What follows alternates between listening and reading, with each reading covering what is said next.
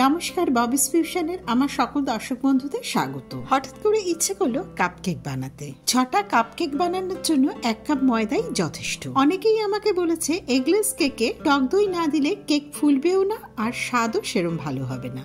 তাদের কথা মাথায় রেখে ঝট করে বানিয়ে ফেললাম এগলেস কাপকেক। আসুন শুরু করা যাক আজকের রেসিপি। প্রথমেই একটা মিক্সিং বোল নিয়েছি। ছোট গোল 1 হাতা রিফাইন্ড অয়েল নিলাম। ওই হাতা মেপে 1 হাতা লিকুইড দুধ নিলাম।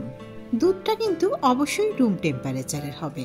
ওই নির্দিষ্ট হাতা মেপে 1 হাতা গুঁড়ো চিনি নিলাম। এবার সমস্ত উপকরণ খুব ভালো মতো একসাথে মিশিয়ে নেব। তবে চিনির পরিমাণটা আপনারা আপনাদের স্বাদ মতো কিছুটা বাড়িয়েও দিতে পারেন। আমি এখানে যে পরিমাণে চিনি নিয়েছি তার ডবল দিতেই পারেন। হাতা দিয়ে খুব ভালো মতো মেশানো যাচ্ছে না, তাই একটা তারের উইক্স নিয়েছি। যতক্ষণ না সমস্ত উপকরণ মিশে ক্রিমের মতো হয়ে যাচ্ছে ততক্ষণ এই মেশানোর কাজটা করবেন। মিনিট 5 সময় লেগেছে এই মেশানোর কাজটা করতে আমার। এবার আমি মিক্সিং বোলের ওপরে একটা ছাঁকনি রাখলাম। ছাঁকনির ওপরে চায়ের কাপ মেপে 1 কাপ ময়দা নিলাম। 1 কাপ ময়দার জন্য 1 টিস্পুন বেকিং পাউডার নিলাম। বেকিং সোডা নিলাম 1/4 টিস্পুনেরও একটু কম। নুন দিলাম 1 চিমটে। সমস্ত উপকরণ এবার চেলে নেব। সমস্ত উপকরণ ভালো মতো মেশানোর জন্য এই চেলে নেওয়াটা কিন্তু অত্যন্ত জরুরি কেক বানাবার ক্ষেত্রে। অনেক সময় দেখা যায় ময়দা অথবা বেকিং পাউডারের মধ্যে কিছুটা অংশ দলা পাকিয়ে থাকে, সেটাও আলাদা করা যায়। এবার দেব যে কোনো এসেন্স। আমি এখানে ভ্যানিলা এসেন্স ব্যবহার করেছি। 2 ফোঁটা ভ্যানিলা এসেন্স দিলাম। 1 টিস্পুন দিলাম ভিনিগার। কর্নফ্লাওয়ার দিলাম 2 টিস্পুন। সমস্ত উপকরণ যতটা সম্ভব একবার মিশিয়ে নেব।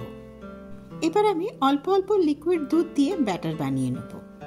একসাথে বেশি পরিমাণে লিকুইড দুধ দিলে ব্যাটার বেশি পাতলাও হয়ে যেতে পারে, আবার দলা পাকিয়ে যাবারও সম্ভাবনা থাকে।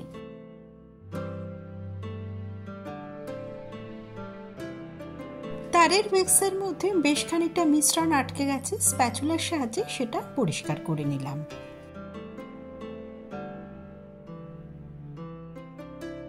এবার আমি স্প্যাচুলার সাহায্যে কাট অ্যান্ড ফোল্ড মেথডে মেশাতে থাকবো।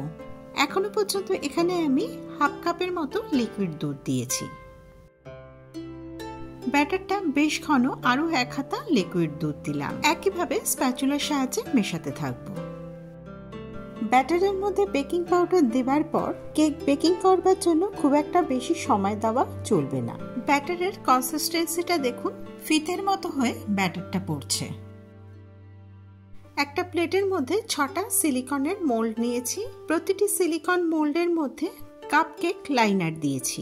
আপনাদের কাছে যদি কাপকেক মোল্ড না থাকে সেক্ষেত্রে ছোট স্টিলের বাটির মধ্যেও কাপকেক লাইনারগুলো বসিয়ে দিতে পারেন এই একইভাবে। প্রতিটি কাপকেক লাইনারের মধ্যে অর্ধেকটা করে কেক ব্যাটার দেবো। গোল হাতার সাহায্যে এই ব্যাটারটা দিলাম খুব সাবধানে, যাতে কোনোভাবেই আশেপাশে না লাগে। কেক বেক করবার সময় আশেপাশে লেগে থাকা ব্যাটার পুড়ে যাবে, দেখতে খুবই বাজে লাগবে সেটা। সমস্ত ব্যাটার দেওয়া হয়ে গেছে। থালাটা ধরে 2 বার ট্যাপ করে নেব। গার্নিশিং এর জন্য ওপর থেকে কিছুটা টুটি ফুটি দিয়ে দিলাম। আগে থেকেই ঢাকনা দেওয়া একটা পাত্র 10 মিনিট প্রিহিট করে নিয়েছি। পাত্রের নিচে কিছুটা বালি দিয়েছি, একটা স্ট্যান্ডও দিয়ে দিলাম। পাত্রটা বেশ গরম, খুব সাবধানে প্লেটটা স্ট্যান্ডের ওপরে বসিয়ে দিয়েছি। ঢাকা দিয়ে গ্যাস লো মিডিয়াম ফ্লেমে রেখে 20 মিনিট বেক করলাম। দেখতেই পাচ্ছেন কেক ফুলে একদম ডবল হয়ে গেছে। কেকের ঠিক মাঝখানে একটা স্কিওয়ার গেঁথে দেখছি, স্কিওয়ারে কোনো রকম ব্যাটার লেগে নেই, তার মানে কেক বেকিং একদম হয়ে গেছে। প্লেটটা তুলে নিয়ে সম্পূর্ণ ঠান্ডা হওয়া পর্যন্ত অপেক্ষা করেছি। ঠান্ডা হয়ে যাওয়ার পর সিলিকন মোল্ড থেকে কেকগুলো সমস্ত বার করে নিলাম। কাপকেকগুলো কতটা নরম হয়েছে সেটা দেখে নিন। আজকের এই কাপকেকের রেসিপি কেমন লাগলো আপনার মূল্যবান মতামত কমেন্ট বক্সে অবশ্যই জানাবেন। রেসিপি ভালো লাগলে ভিডিওটা লাইক করবেন, বন্ধুদের সাথে শেয়ার করবেন। চ্যানেল সাবস্ক্রাইব করে বরাবরের মতো আমার পাশে থাকার অনুরোধ রইল। নতুন ভিডিও নোটিফিকেশনের জন্য বেল আইকনটা প্রেস করে দেবেন। সবাই ভালো থাকবেন। নতুন রেসিপি নিয়ে আবার ফিরে আসবো।